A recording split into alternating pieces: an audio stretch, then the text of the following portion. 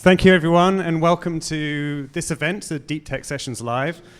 Somewhat, I'd say, impromptu series of talks that we do at SOSV. My name is Duncan. I'm general partner here. I lead HACS, which is our early stage program for physical sciences companies.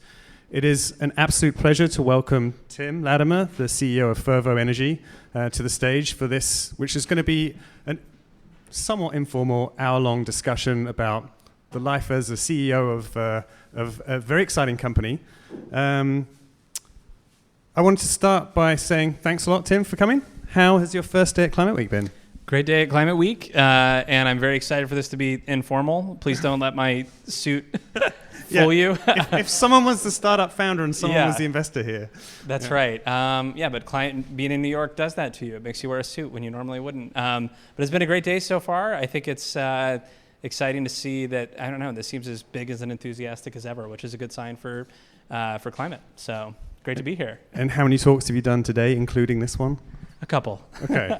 I would have thought it'd be a couple more. I mean, if I just look at Fervo at the moment, in this state that we're in, the political situation as it impacts climate tech, there's really just two technologies that stand out. One has got a long way to go, nuclear, and the other one, which is scaling rapidly. Which makes me think of two things. Number one, is an absolute pleasure to have you here. Thank you for being here and part of the first event for us in the evening at Climate Week. But secondly, that we're kind of on the cusp of Fervo being somewhat of a household name, certainly one that my mother might know in the next 5 years. And so I want to talk a bit to you about how your transition has been from an initial startup founder to where you're at the moment as a CEO of a large company. It's been a big change. I think that. So just for a little bit of background, Fervo started in 2017. Myself and my co-founder, we overlapped in grad school at Stanford together. And I get reminded sometimes about those early days because somebody in accounting or finance or going through an audit or a grant something will come and say, oh, they've got Fervo's address wrong. They have it listed here as, XYZ Street.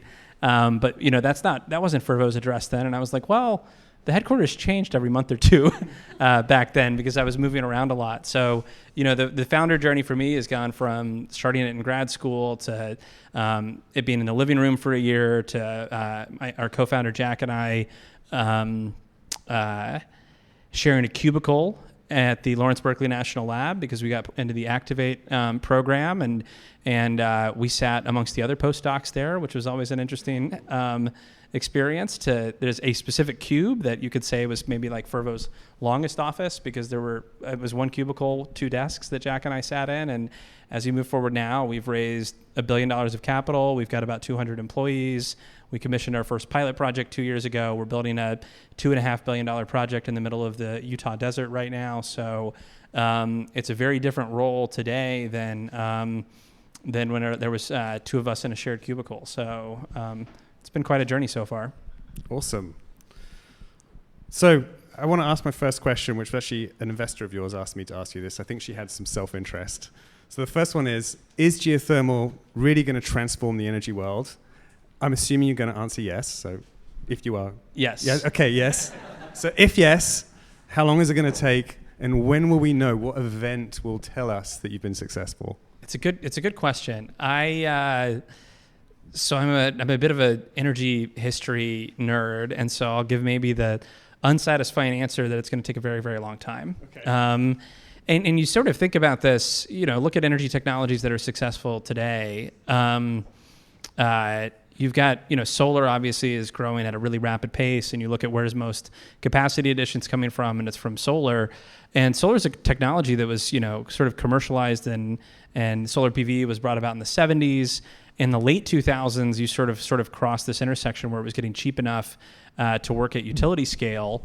And it probably took until 3 to 5 years ago for it actually to show up as a big enough piece of the energy mix to have a dent in emissions. And here we are today in 2025, and it's a successful technology, but it's still got a long way to go until it makes a true global dent in emissions. And so this is sort of what you sign up for when you do a startup in the atoms world, not the bits world, is that you can make change, but it's a journey that you need to stick with for a while. So if I think about solar being a globally transformative technology now, where you can look at a chart of of carbon emissions and the counterfactual of like what would it have been without solar, or the U.S. grid capacity, what would have been without solar, and it actually, like, you don't need a magnifying glass to see the difference, and it's now growing astronomically, so it's going to make a huge impact. So if you compare where we are in the geothermal energy today and industry today, with enhanced geothermal systems, we just proved out the first pilot project in 2023. We're just building our first large utility scale project right now, and so I still think we're, in the equivalent of, let's say, 2007 of where solar was in that framework. So we have a multi-decade journey ahead of us. That's just the nature of energy technologies. And for me, I think when I think about how we know we made it, or how do you know where there's success, it's about global impact. Can we look at a chart of carbon emissions globally and say this slice that's lower is because we commercialized geothermal technology? And I don't think I'll say we've made it until you can have impact at that global scale. Awesome. As you look forward to the next 10 years and this journey that you're going on, what do you think is going to get in your way? Yeah, I mean, the hard part about this, well, if you're doing your job right, the answer to that question changes every year, because there's always a sort of thing that's bottlenecking your growth or preventing you from growing. And the nature of startups, and especially hardware startups, you either solve it, in which case your reward is you have to solve the new one that pops up in its place, or you don't solve it, in which case your reward is you wind down the business and move on. So every hardware startup is a succession of like solving the problem that's stopping you from growing in that moment. And it's just amazing how much that answer has changed. The number one reason people passed on investing in Fervo when we started the company in 2018, and this was still true up until about 2023, was people are like, who's going to buy the power? The U.S. electricity grid is stagnating. There actually hasn't been growth in the U.S. electric grid. Natural gas is cheap. Solar is cheap. We don't need to grow. We just need to maintain the grid. And so we'll retire some plants. We'll replace them with some combination of natural gas and solar. And that's the power sector for the next rest of our lives. And so people passed on us constantly because there was just, why would there be power demand? Right. And I think this is one of the fun things about being in the energy sector too, is like you blink and the world changes. The idea that there's not going to be new incremental power demand right now, and now that we have all this load growth and then we're throwing AI on top of it, is just wild. So it's like, we spent 2 or 3 years ago so much executive time, team time, management time, investor time at Fervo trying to answer this problem of like, who's going to buy the power? How do we convince folks that there's a need for more clean electricity and that it's a bankable thing to invest in? And now we don't think about that question at all. And now we think about, okay, we could sell 5 gigawatts if we wanted to, but what's the next bottleneck? And so now we're on to interconnection and transmission being an issue. Accessing capital is a problem we've quickly solved. I mentioned we'd raised $1 billion, but that's not the level of capital that makes a dent on the carbon emissions graph. You got to go a lot more, and so that means accessing pools of capital that are the infrastructure investors and the low-cost capital from pensions and traditional power investors. So the next 10 years, we've got to keep developing that track record. We've got to sign up big contracts, deliver on them. We've got to find the capital. We've got to fix the grid. But I think the exciting thing for me is these are all a completely different answer from what I would have given you 3 years ago. So thinking about that, when you were getting passed on by a bunch of investors, what was the story back then? Back in 2018, 2019? Yeah. We founded in 2017. And I'm going to repeat I know there's several founders in the room or people thinking about it. So I'll repeat the advice that I always give when it comes to venture fundraising, which is, let's say you go out and have 75 pitch meetings in a round. If 75 of them say no, it's a failure. If only 74 of them say no, it's a success. And so that's the nature of venture fundraising, which you've got to have. Exactly the same thing, but with 100. Yeah. Well, there you go. Yeah. It's a good line. You just have a bigger funnel than me. That's maybe if I would have done 100, we would have had 2 yeses instead of 1. Yeah. So what really matters for you in those early days is finding that one to believe in you. And there's a couple folks that really stick out in my mind that were early to the Fervo story. I mentioned we started the company when I was and my co-founder and I were in grad school at Stanford, and there was a class there. Funny timing of how all this stuff works. 2016, there's an election. 2017, there's a big changeover. A lot of the former DOE officials, find themselves no longer at the government because of the administration change. And I am sitting there my second year of grad school, and I've got this big sort of fork in the road moment. I've got a job offer to do a very traditional corporate job, which would have been fulfilling and exciting and certainly been better for paying off my student loans. Or I have the Fervo idea, and I'm really torn. It's the week I have to make the decision. And I walk into a seminar class that's taught by a gentleman named Dave Danielson, who had just taken an appointment at Stanford because up until January 20th of 2017, he was the Assistant Secretary of Energy at the Department of Energy, and he was landed there, was teaching a class, gave this lecture on essentially laying out some of what I just said about solar, which is we need to solve climate, we need to solve it by 2050. By the way, whenever you backtrack how long it takes to scale things commercially, when you backtrack how long it takes to get from just scaling from your commercial pilot to scaling, and then from your R&D pilot to your commercial pilot, and then from the R&D lab stuff to that pilot, you're looking at a 25 to 30 year journey. And he looked at the room and was like, look, it's 2017.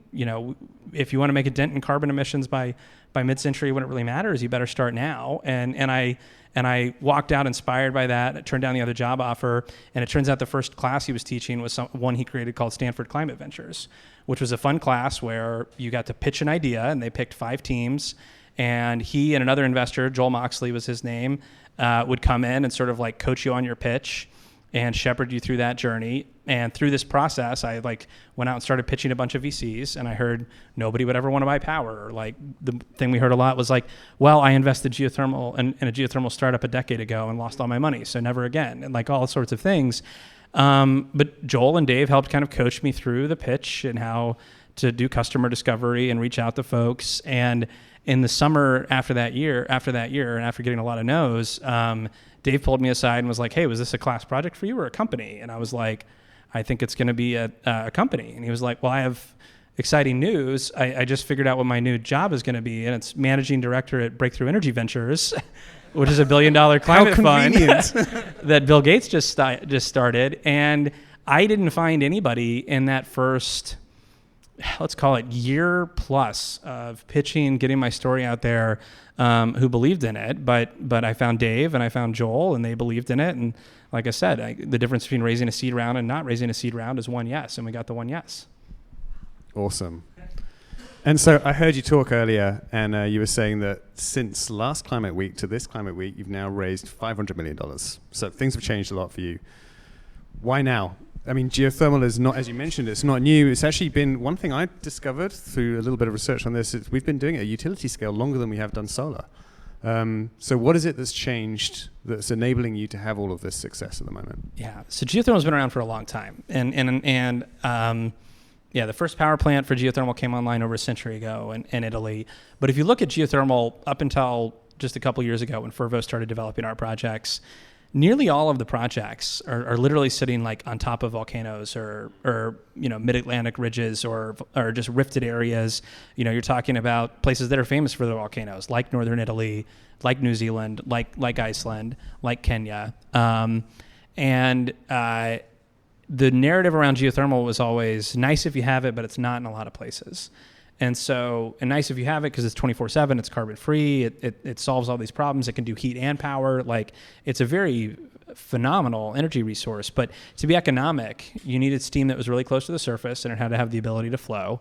And so part of the why now is a technology story, because I started my career in oil and gas, which I'm sure we'll talk about. I was a drilling engineer right when the shale revolution was taking off in the US. And by the way, to get on another sort of energy nerd history thing that took a long time, when I was in college, the US was licensing the first ever LNG import facilities. And the narrative was that there was going to be such a shortfall of natural gas in the United States that we needed to build LNG facilities to import natural gas into the U.S. And I went to college at the University of Tulsa, right in the heart of Oklahoma. You could imagine what the biggest industry hiring from was. And so what happened by the time that I was a freshman to a senior, what you saw was salaries for petroleum engineers doubled. And it was just this what is going on? And what you realized is that folks had figured out that hydraulic fracturing, horizontal drilling, better seismic data acquisition, this full suite of technologies was actually going to unlock a lot of resources in the U.S. for oil and gas that we didn't think we had. So I started my career there in 2012. And you know, in the intervening years from like 2007, when the U.S. was forecasted to become the biggest natural gas importer in the world, to today, the U.S. is now the largest natural gas exporter in the world because they found so much gas, they reversed that trend, and a lot of it was due to technology. So a lot of the founding story of Fervo was me looking at, look, if there was a lot of gas here that people didn't think they could get economically, and then these new technologies came in and totally changed the story. You look at the analogy to geothermal, and I learned about geothermal because I was researching high temperature drilling when I was working on a drilling rig in South Texas. And there was a report called the MIT Future of Geothermal Energy that had been published in 2006. And it said, if you could just figure out how to do low cost drilling and get high flow rates out of low permeability wells, this resource could be anywhere and it could solve the climate problem. I was like, whoa, we solved that. Like, there's clearly an opening here. And so we had access when we founded Fervo in 2017 to drilling technology that was brand new, that had just had a huge breakthrough, and that we could apply systematically to the geothermal sector that shifted the cost curve and the eligibility of where it could work beyond these niche resources, beyond the place in northern Italy where it was literally like the local eccentric rich guy who'd gotten obsessed with steam turbines, and he had a geothermal vent in his backyard, and he was like, what if I just put a steam turbine on this? And you compare that to where we are today. We drill 10,000 feet down, 5,000 feet horizontally. We image the rock. It's in granite. We go down to 450 degrees Fahrenheit. Huge change in complexity. So the technology was ready. And then the other thing, of course, is the market. What we got lucky in is from a timing standpoint, we founded the company. We went through the lab R&D. We went through the pilot demos, and we finished the commercial pilot, our partnership with Google. And it came online in 2023. And there's a lot about my story that you're going to find is just like, what lucky timing, and that's true of any successful startup. And right around the time that we're like about to publish the results that like we have a project that works, we invented a new way to do geothermal energy, it's putting power on the grid, ChatGPT 3 gets released. And everybody's servers start getting fried because everybody's using so much AI. And all of a sudden the theme is, wow, how are we going to get all this energy? And we're like, well, we have a technology we just proved that solves that problem. So the why now is a big part of the technology's finally ready. We figured out how to deploy it. And we're actually selling electricity into a market that desperately needs new electricity now. And that was not the case until very recently. Awesome. You mentioned a bit about your personal story. I'd love to go back to the start. Can you give me a brief history of Tim? Let's just go right back to birth. Like, where are you from originally? How is this all part of the Fervo story? So I was born in Houston, Texas, which is important, energy capital of the world. Also important, I'm actually now a new parent myself. I have a 5-month-old. Congratulations. And so he was born in Houston, Texas. He was literally in the hospital next door to mine, so life kind of comes full circle. Does that give you a bit more purpose to what you're doing? It definitely gives me a bit more purpose to what you're doing. And sorry, this is an aside. You asked me about my history, but I'll talk about Lyndon as his name. Please. His history. It's short right now because it's only 5 months. But I'll tell you, having a kid, he's born in 2025. With life expectancy now, hopefully he's going to live the 21, 25 or longer. Hopefully most of that lifetime he's alert and healthy and moving around. And you start thinking about, he might be working until 2110, 2120, whatever. And you start thinking about mid-century climate targets and all these challenges we face. And it definitely makes it a lot more real when you realize that there's people, walking around, or in his case, sitting around the Earth today. They're going to see the next century. And so definitely that's motivating. Yeah, for sure. I can speak to that myself. I have young kids, and actually an amazing thing, which you will get to, is my kids now tell their school, what does your daddy do? He saves the world. Actually, I don't. Apparently, I just try and make money from people saving the world. You actually save the world. That's a critical component of the process. Born at the hospital next door to where Lyndon was born 5 months ago, which is exciting for me. My dad retired when I was in kindergarten, though, which is a unusual career path. But he was working for the VA hospital system, and actually much like this year, in 1996, there was a huge budget negotiation, and they decided to give a lot of people retirement offers. And so my dad said, great, I don't have to be in this big city anymore. We're moving home. And so we moved to my dad's hometown, a town of about 900 people in central Texas, which took me a little bit further outside the energy capital. But then when I was in junior high, energy became a big part of our story again, because actually a group came in and proposed that they were going to build a coal plant in our hometown. And I would say this is like sort of the dual nature of energy in a nutshell, is it's a lifeline for economic prosperity, right? So that one coal plant provided tax base that just like increased by multiples the tax base of the local community. Actually, you look now and it's got like a great school system and all sorts of other things that were not there when I was growing up there. But then it's also, of course, there's coal pollution in the area and noise pollution and all kinds of other downsides. And so, that was, I think, something that was early in my journey. And by the way, the fun twist of history on this is it turns out the coal plant built in my hometown of 𝑺𝑶𝑺𝑽 Texas is the last coal plant ever built in America. So we have that distinction. For now. I sure hope I don't have to change my talking points on sorry. this. It's going to be a much less gratifying punchline if it was the last coal plant to be built in America for a 15-year period. Yeah. But the message of energy is a part of your life. If you do it right, it's huge economic prosperity. There's also downsides with it, and the more we can eliminate and mitigate the downsides when it comes to emissions and pollution, the better off everybody's going to be. And it's impactful to see that in your hometown. Yeah, that's awesome. And fast forwarding to today, you've actually just completed the Cape Station project, is that right? Still in construction. Nearing completion. Yeah. And I just wonder, are there some parallels with the town you grew up in and then this new energy system you're bringing online, which is emission-free? Yes, there's definitely parallels to that. And I'd say, so Cape Station, so people know, we finished our pilot project in 2023. That was our partnership with Google. Phenomenal from a technical demonstration standpoint. But it's just a 2-well system. It was enough to prove it works, but not enough to really achieve our goals of like making a dent in the carbon emission story and in the electricity reliability story and the affordability story. So obviously we have to scale up. So we're scaling up by going from 3 megawatts to 500 megawatts. So we're building a 500 megawatt project in Southwest Utah right now. The first phase of that, the first 100 megawatts, will come online next year. We've already made really fast progress there. We have 3 power plants in construction. We've drilled 25 new wells, and rapidly we're moving forward to this point of like scaling up this technology quite significantly. So that's the scope of the project. And it actually shares a lot of similarities to my hometown. The town we're closest to is Milford, Utah, and it's a phenomenal community. There's about 1,200 people that live there.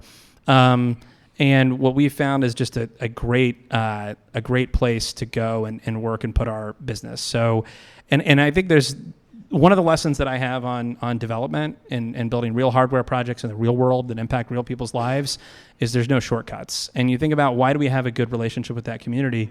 It's because we had folks from the Fervo team start attending town halls there 3 years before we broke ground on our project.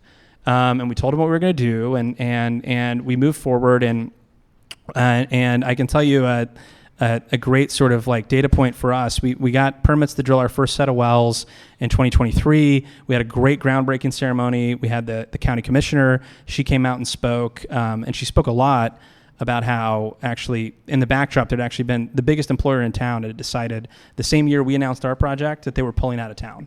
And so there was this huge fear of this economic pullback and job loss in the area. And in 2023, the county commissioner came and she gave a talk about what she sees in Fervo as the hope for us hiring locally and bringing new jobs to the area. And so that was a huge catalyst for this because we knew we were coming into a small town that had an economic setback. But I thought it was great. We had the governor come, other stakeholders come, but every single time we do anything at Fervo, we always make sure the mayor, the city council, the schools are represented, which is a huge part of the community development. And one of the other things I'd say about development that we were really excited about, when it comes to, this may be getting in the weeds of development, but you're doing a big project and permitting, there's almost always some form of public comment period in that project. And I think there's a lot of developers that take the stance of okay, just keep as quiet as possible about the project for as long as you can because you don't want negative comments in the public comment period. And one of my experiences of like seeing a big power plant come and get built in my hometown is I'm like, you're not going to keep that a secret from people. And people are smart.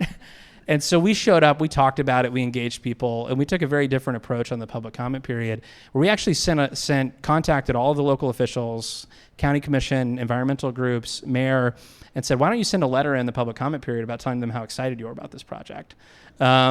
So we got like 9 letters in the public comment period, and 8 of them were positive from local stakeholders that were like, this project's really important. The 9th one wasn't negative, by the way. It was just totally off topic, which you see in these public comment periods. And that was really exciting for us. And to this day, we have a really phenomenal relationship with the local community. We've prioritized hiring locally.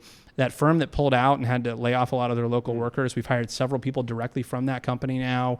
We last year kicked off a partnership with a local university called Southern Utah University for a workforce development and geothermal training program. And you're doing apprenticeships as well, is that right? Yes, yeah, that's at the Southern University program. And I think that the lesson that I take away from this, and I do think that some of my background and upbringing really spoke to this, is that people are smart. You're not going to pull the wool over people's eyes. You need to go in, you need to tell them exactly what you're doing, and then you need to make sure you create space so that what you're doing benefits them as well. And if you do that from day one, you build a lot of trust in the community that allows projects to get done. That's awesome. And I mean, it also speaks to one of the challenges that nuclear has, which is around talent, which is one that it seems that you don't have. Could you talk through a little bit about that as you start to scale? Are you going to be relying on some of these communities going forwards? What's the strategy for kind of involving them in your growth plan? Yes, I think that's a big part of our story too. And you think about my background, born in Houston, raised in Texas, went to college at the University of Tulsa, worked in the oil and gas industry. You know, I think that's a big part of the story as well. Is I think that when we think about energy transition solutions, we really need to make sure that we're talking about the folks that are currently getting their livelihood from the existing energy system are taken care of and see opportunity in the new energy transition system. And our ability to do that with the oil and gas workforce. Myself, I worked in oil and gas before starting Fervo. We did a survey internally recently, and we found that 60% of Fervo's employees came from the oil and gas industry.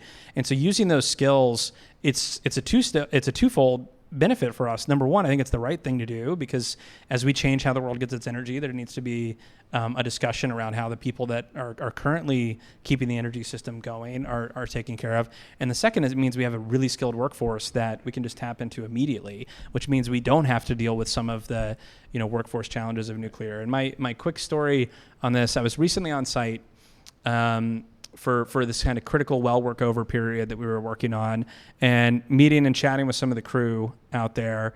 And there was a guy who'd been working on site for like 3 or 4 days, and he was working on a rig that had come over from an oil and gas job. And I asked him, how do you like working in geothermal? Well, what's your impression so far? And he was like, what's geothermal? Perfect. And I was like, the site you're on right now. And I just used that story to talk about how seamless actually the transition is from oil and gas to geothermal. This guy had been working on site for because if you think about it, what's different is that the rocks 10,000 feet beneath you are different rocks, but everything else kind of shares a lot of similarity. And it just cracked me up.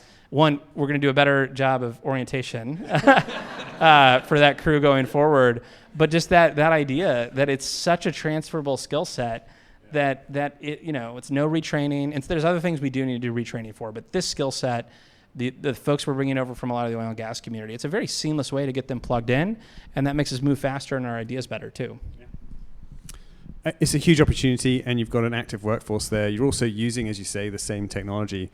How do you prevent the oil and gas players from eating your lunch, overtaking you? They've got a huge amount more capital.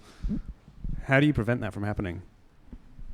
I mean, there's all sorts of answers to this. On the one hand, you look at the shortfall in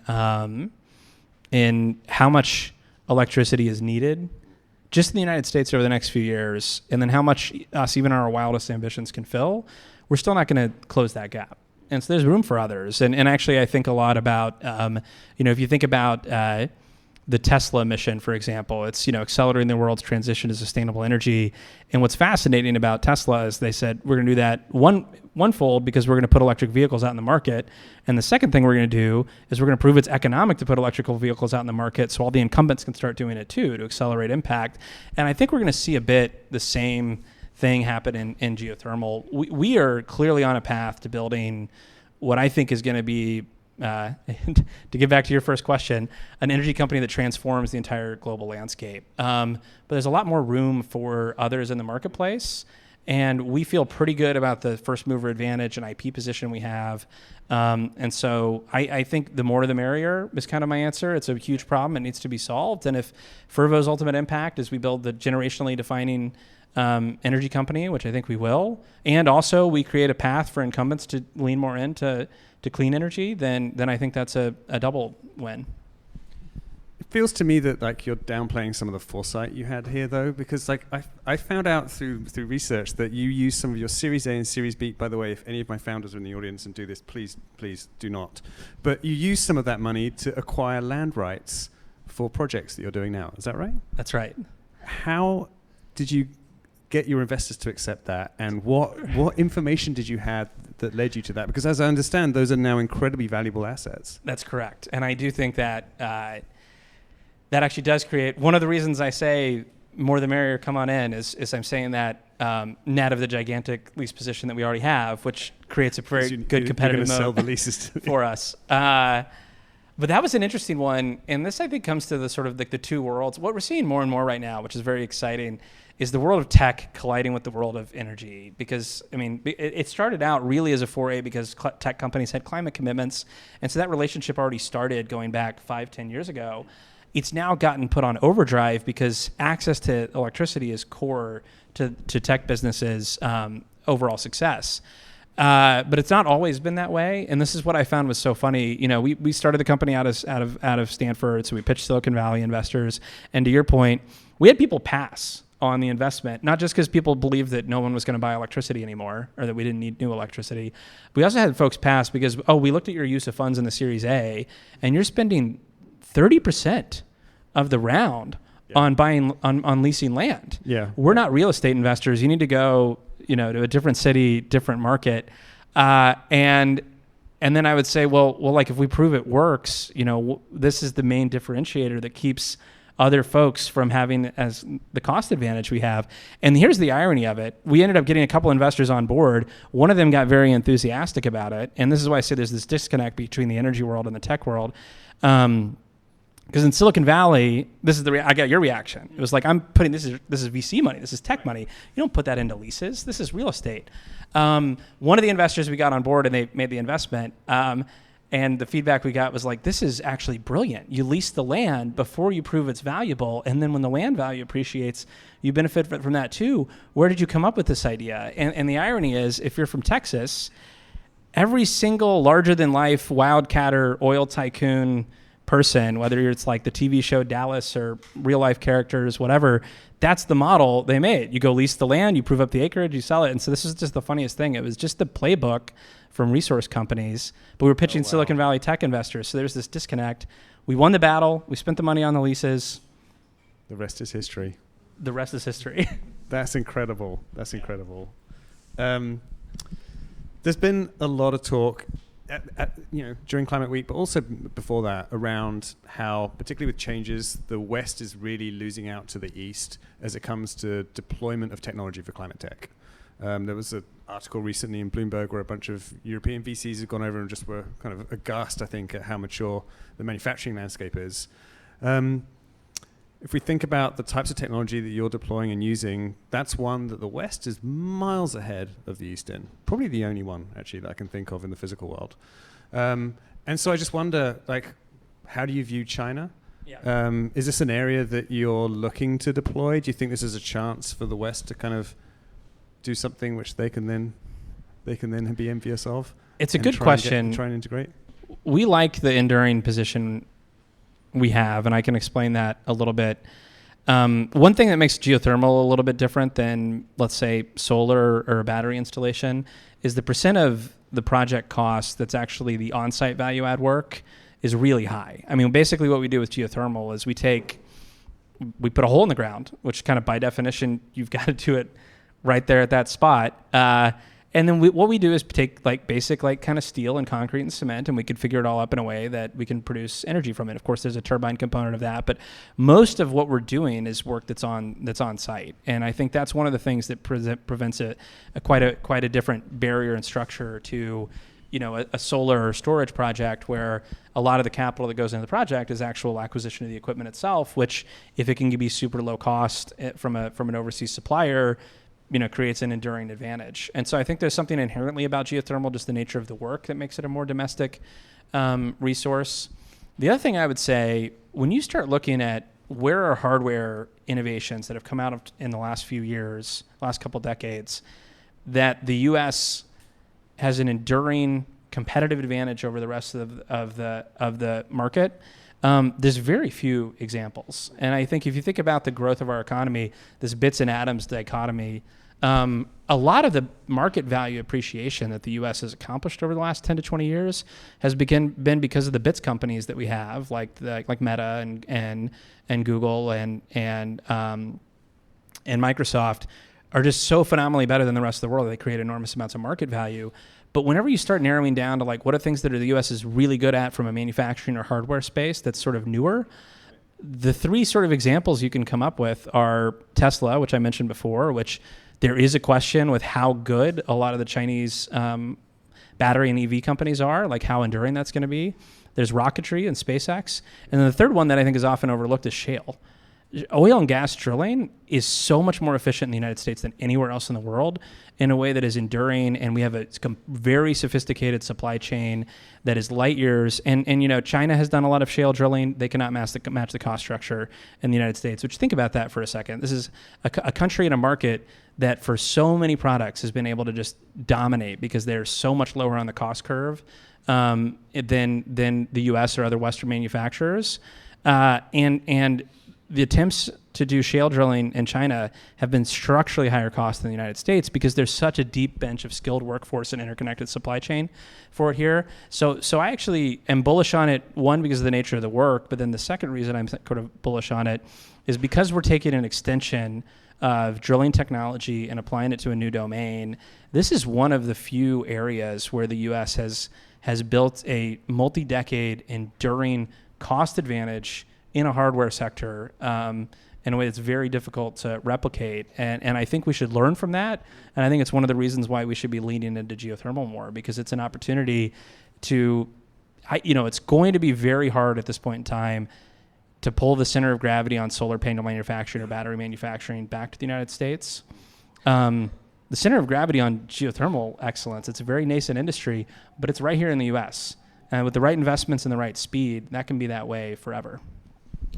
Yeah, so that's a really good point. And I think we invest in a lot of physical sciences companies, and a lot of them struggle on the chasm to commercialization, which is a struggle that you really haven't, doesn't seem like you've had. Do you think that's partly due to the fact that there is such great experience here that you're able to leverage? Yeah. Actually, this gives me a great opening for any other founder in the room. Anytime somebody says you solved that problem, no struggle at all. So easy. What actually is going on is we barely survived, and we were scrapping every step of the way. And then in hindsight, it looks really smooth. So I've got a lot of stories about that. But what I will say, sort of my thing that I realized on this was the most critical decision I think you're going to make as a hardware founder is how big to make the next one. Sort of by definition, as you're proving out a technology, you've got to go through lab scale to commercial scale and progress it through the TRL levels and get it to the right maturity. And then at some point you have to decide how big to make the next one. And I think we made two critical decisions at Fervo that one paid off handsomely and the second the jury's still out on. And the first one I would say is that when it came to the pilot project, we got some great advice early on from one of our advisors to say, what is new about your pilot, about your approach? And what we found that was new is the way we were completing the wells, and the fact that we were drilling it horizontally, and a few other things there, but it was mostly about the subsurface. And so he looked at our project model. We're going to build this demo plant, and half the CapEx was going into the power plant. And he was like, why are you spending half the CapEx to build something that's a 40-year-old technology that you're not improving on, by the way? You're just going to hire somebody in to turnkey to build it. And so we made a decision, actually, to rather than build our own project, to go find a geothermal field that was underperforming, or we could drill our new wells at a segment of their field that didn't work with existing technology. And there was a pre-existing power plant, so we could just flow our brine into their power plant and get long-term proof and commercial data from that, but without having to build the power plant. So that's one of the things where we sized down the project a lot that helped us kind of scale to market. And so that's why we built this 3 megawatt project, and then sizing it down and eliminating the power plant part from the scope paid off handsomely for us. And then we got to the next step, and we actually did the totally opposite thing, which is that we were going to go from 3 megawatts to 30 megawatts. And depending on what investor advisor you talk to, the rule of like, oh, you shouldn't do more of a 10x scale up, or some people will say a 2x scale up. It's different from every industry because there's just things that you're going to learn in the scale up process, and you shouldn't do more than 10x in one jump.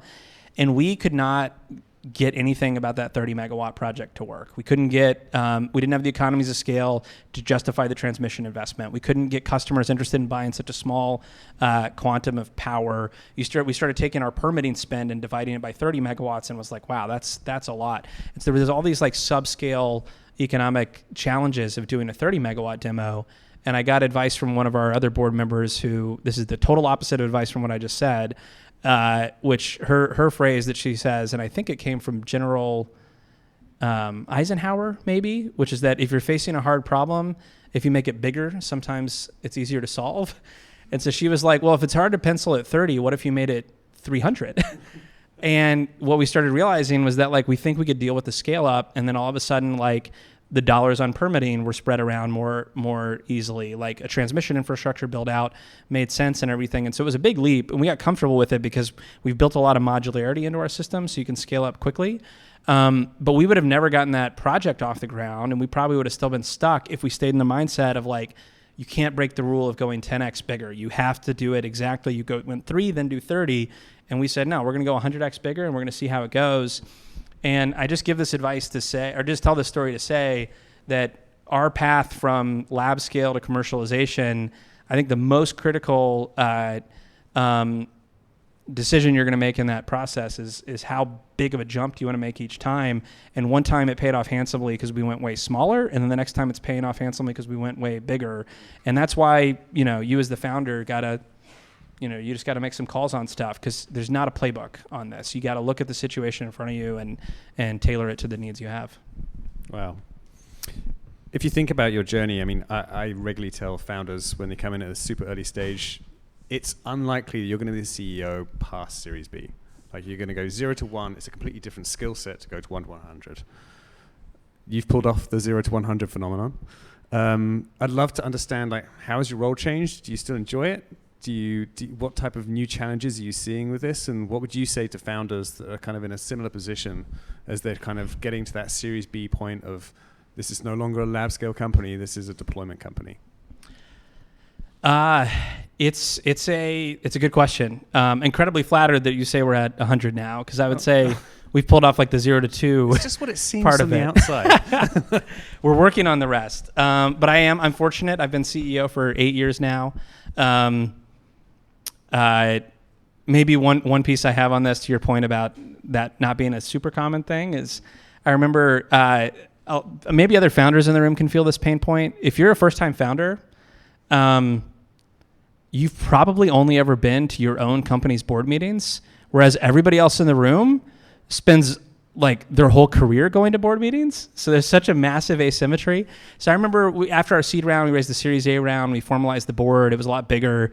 And so I called a few mentors and I said, how do I run a board meeting? And one of our early investors who moved into an observer spot gave me some great advice on it. And I asked him, well, how do I know if the board meeting went well? And this is like the first real institutional board meeting I ran. And he was like, oh, it's pretty obvious. If you have your job at the end of it, it went well. And so this is actually a joke that me and my co-founder share a lot. Like, after every board meeting, no matter what was discussed, we're like, wow, we're still employed. So that's kind of the joke. But I think that sorry, I didn't want to cut you off. No. It's just, I often remind CEOs I'm completely useless on the board. The only thing I can do is actually fire you. That's very true. But I think that comes from what you've got to do. I think if you want to be a CEO and grow the company through the cycle, number one, you have to seek out an enormous amount of feedback from all sources so that you're constantly figuring out how do you grow into the next role. Number two, you have to be really comfortable with that role changing. I don't think there was any situation at all when I was CEO 3 or 4 years ago where you would find me in a suit. And here I am. And you know what? Yeah. It's because we're raising capital from investors in New York City. And you know, I'm not in engineering meetings every day anymore. I don't, you know, I do still have opinions and I manage it, but like, I'm not building our drilling programs the way that I used to. And the job changes a lot, and you've got to be comfortable with that. You've got to surround yourself with great people, and you got to seek out feedback constantly. And maybe one mantra we repeat at Fervo a lot is we're only going to be successful if you're willing to reinvent yourself every quarter. And I take that very seriously as CEO too, and look at what am I doing that doesn't need me anymore? You know, what's the next challenge to get into? And how do you build the team around yourself so that you can let those things go with the trust that the people that are taking over those key responsibilities are going to be able to do it well? And I don't know, not a great answer beyond just like personal growth and feedback. Awesome. Okay, last two questions for me. What's your vision for Fervo in 2050? Where are you going to be?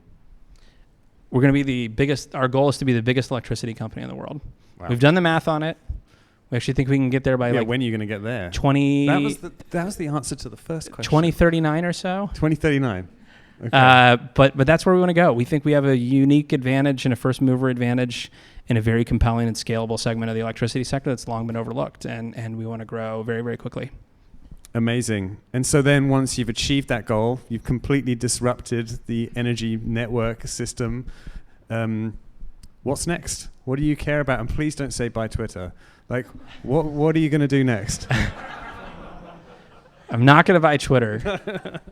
I still think that there are, you know, the thing I like about Fervo is that what we are going to end up doing is creating a more reliable electric grid, unlocking economic development, control the cost of electricity for consumers going forward. Oh, and by the way, it also is going to solve, it's also going to address the carbon emissions problem and the climate problem. And I still think there's tons of overlooked areas in that. And I think one of them comes down to more urban design and smarter things where you can actually make people's lives a lot better by opening up new sort of like transit and alternative transportation solutions that, oh, by the way, also has the impact of reducing carbon emissions. And I know this sounds funny because people know I'm in Houston, which is most famously the most like sprawled city in the world, or one of them. But I chose to, when I moved back to Houston, to move to a neighborhood that's like part of a really interesting transit-oriented development, sort of experimental corridor with one of our few light rail lines. And there's like a huge movement around designing the city better, and it requires a lot of innovation because like, you know, a huge amount of the global population lives in cities like Houston, where it is miserably hot in the summer. And how do you build in sort of sustainable transportation solutions in that kind of environment? It's a very different problem statement than a lot of other cities, but one that I think we need to solve. So many decades from now, when I have free time. The offshoot from Fervo is going to be an urban planning. I think there's just so many overlooked areas where we can make people's lives better and also, as a byproduct, drive down carbon emissions. And that's one I wish got more attention. Awesome. Well, thank you so much for joining us. That has been truly insightful and a great time chatting to you. And thank you everyone for attending. Thank you.